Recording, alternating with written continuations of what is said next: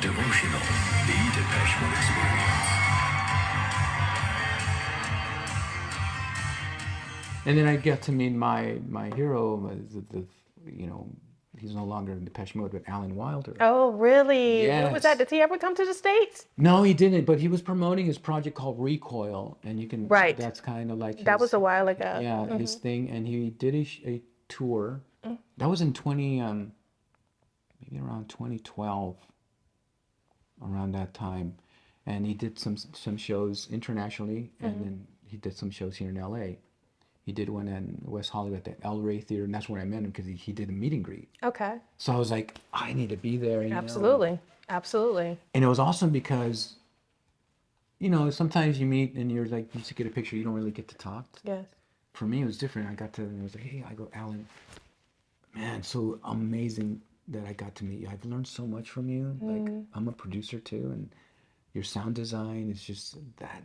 Oh yeah, and then, he hugged me and we took a picture. I'll send that picture to you, to send it to you. And it's such a memorable, because I miss Alan in the band. We all do. Alan So there's Wilder. a gulf. There's a split in amongst the devotees where you have those who are strictly the four, the four pair, and then you have others that are like myself that are just like allow Depeche Mode to evolve, allow them to create. Sometimes people come and they go and relationships, but there are forums where there's huge debates over when Depeche Mode was at its best, and they are never going to be better than when Alan was with them. Yeah, I mean, So Alan was the oldest he was. of the band, and very musically talented. Well, Vince started, but then you can tell the style of Vince Clarke. Yes. He evolved to Yaz, and Yeah, that's and that's just Erasure, the yeah. history. And Erasure, we need it. I mean, We need it, where would we exactly. be without We Yaz needed and Erasure, yes. And We in needed Bell. Alison Moyet. Yeah, Yes. Alison Moyet. Yeah, we needed that. And so that was that, and he even Vince was like, oh, I want to do He my left thing. so early. Yeah, he did. He was like, peace out. I'm going to write Yeah. this one song And that then- my son loves, and I'm going to, bye. Exactly. And Yeah. then Alan came into the picture, and he was much more, they needed a really talented musician. He was the oldest one, but amazing. So if you were to hear the earlier stuff from Depeche Mode to when Alan came into the picture, to the last 93, 94, which was Songs of Faded Devotion, which that was just like Yeah. an That was a amazing, huge tour. I saw them huge twice. tour. Well, I've seen them twice. A lot of, Dave was going through his heroin addiction era.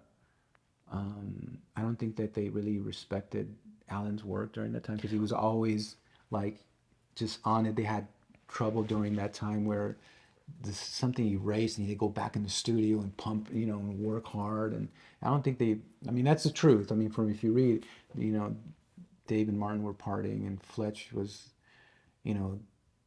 trying to maintain the band, and Alan was just tired of it already. So you can tell that he was just Do you like, think that he would come back? you know what?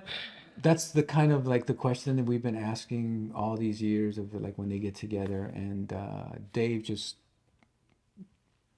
put the final nail to the coffin in one of his recent interviews, talking to the Memento Mori album, and they asked him, they're like, even the reporter was like, oh, should I ask this question? And it was Do like, it, do it, do yeah, it. she did. She was like, Dave, I have to ask you, do you see Alan Wilder coming back? And you can see just Dave going, are we going to talk about it? He goes, you know what? He's not interested. He will never come back. He's not going to come back. Well, but he did say that when Fletch passed away that he did text him. So No, he did. But so there's a relationship. It's There is, but it's. I can still tell there is this ego Yeah. thing between them. yeah.